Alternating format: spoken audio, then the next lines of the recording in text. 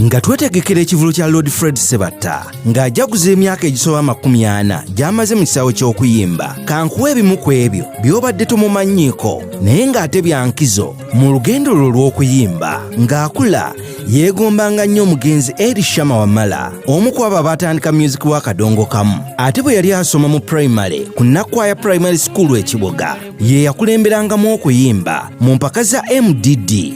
Mu kusoma Sebatta yali kafuulu nnyo mu mbalo, wabula emisomo bwe gyagaana kitaawe n'amusindika mu kibuga Kampala ewa taata w'omuto agende ayiga okukanika. Era musajja makanika awedde emirimu, wabula lumu ng'ali mu galaji eya pikipiki ng'eno yali wansi w'omuti okumpi kati n'ekifo ewali paaka enkadde. Omukulu yali amanyikiddwa nga Kimera nga ye yali mukama we mu kiseera ekyo. Yamutuma okuleeta sipaana, naye olw'okuba yali mupya nga tasobola kuzaawula mu sayizi, kino nno kyamuleetera okulwawo. Ekyavaamu ye mukulu Kimera ono okumukuba ebikonde 2 mu feesi ekyagireetera okuzimba. Kino kyanyiiza nnyo Sebatta, era akawungeezi ako teyasooka kuddaka kubanga yali awulidde ku Kampala Boxing Club. Kale bw'atyo yagenda awo kumpi nga ku ssaawa Nakivubo bamutendeka okukuba ebikonde, naye ekyembi yafuna akabenje era abasawo ne bamugamba nti musajja wattu eby'ebikonde byesonyiwe, oba si ekyo oyinza okuddamu obutawulira bbanga lyo lyonna. Yongera tugoberera ku mikutu gyaffe egy'enjawulo egya social media ng'oteekamu Kabyanzo Media ku YouTube, Facebook, TikTok, Instagram ne Twitter. Oluyimba ensi lwe yasooka okumutegeererako olwassaamu wange.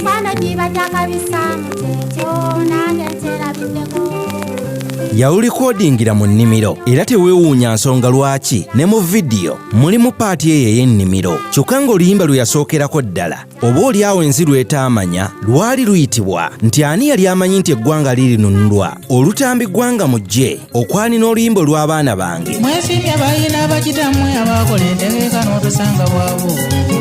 Lwamuwanguza omudaali ogwa The Star of Africa mu International Theatre Institute mu Cairo ekya Misiri mu mwaka gwa 1997. Oluyimba nalwewuuba.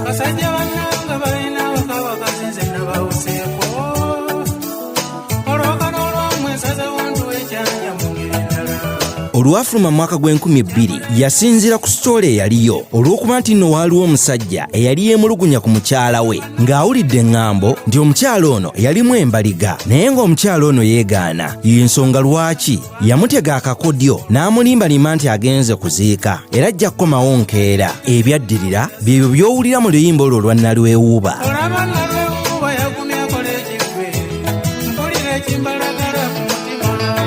Mu mwaka gwa 1985 Sebatta ng'ali mu kibiina ekya Kadongo Kamu Super Singers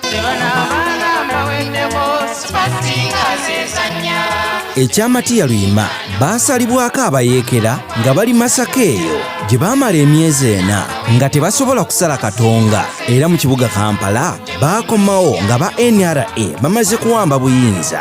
Era bino Muzeeyi Matiya Luyima yabiyimbako ne mu luyimba Olugendo lw'e Masaka. Muzeeyi Zedde wangi njagala okunyumiza ku lugendo lwaffe Kadongo Kamu Super Singers lwe twalimu e Masaka. Mwalimu e Masaka ng'abanunuzi bano bwe baali bajja okununula Uganda yonna naddala nga bajja okulumba ekibuga ekikulu baasooka kusiisira Masaka eyo emyezi 4 beddu nga ffe tuli eyo gye baatusanga. Mpulira olwo nno tuli Kinoni gye mukoze nali nkoze ofiisi ge gafuuse amaka. Abaana bange bonna nali nabo bulungi, bano Balubalala, Kabuye, Katende, Sebatta, Sauda, Nanteza, Nkugwa, bonna nali nabo bonna basupasinga nga bw'obamanyi. Fred Sebatta yaliko omukulembeze w'abayimbi era yagezaako okutabaganya Basudde ne Kasozi bwe baali nga bafunye obutakkaanya nga beeweereza ebisongovu. Y'ensonga lwaki ye yasoma n'ekiraamo kya Kasozi. Nti omufu yagamba nti Sebatta bw'enfanga n'owulira ojjanga n'oyimba tutandikire ku gwe tuyimbe.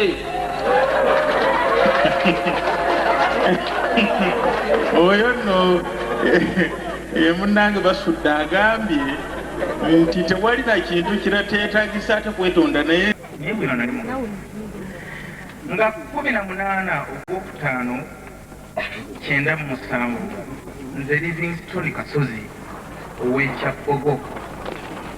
Singa Mukama abanga mpise ekiseera kyonna ntegeeza ab'ekika bonna nti mukyala wange Florence Kasozi awamu n'abaana bange, mu baana bo nga mwe muli Diana Nansubuga, Regan Sematimba, era wasuubirwawo omwana omulala owokusatu. Kyokka ate yalagira ne basudde okuyimba oluyimba olukwatagana ku bayimbi. Bedi wowulira nti kulumbula oyanguwako onoolya mu ttama nomboggolera nti kati obula yogera ebyakutumwa wannondo wamu mu maziga ng'atokabira ono Kasozi n'oyogera nnyo nti nkutumye nange saagaana.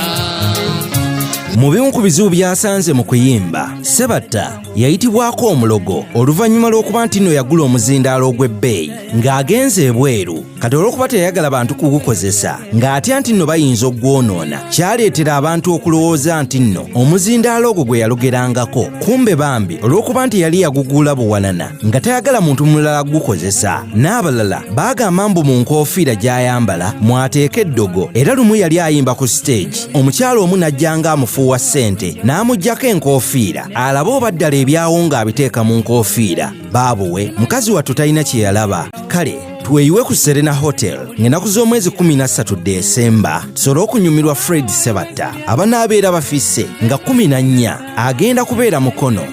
Yongera tugoberera ku mikutu gyaffe egy'enjawulo egya social media ng'oteekamu Kabyanzo Media ku YouTube, Facebook, TikTok, Instagram ne Twitter. Kosa okulaba program Lukoba ku Lukoba ku Baba TV buli lwa Sande ku ssaawa 7 ez'emisana n'okuwuliriza Kadongo Kamu Special ku Baba FM buli lwa Sande ssaawa 10 ez'olweggulo ne Wolokoso mu Kibbiitu Mande paka Friday ku ssaawa 12 ez'olweggulo.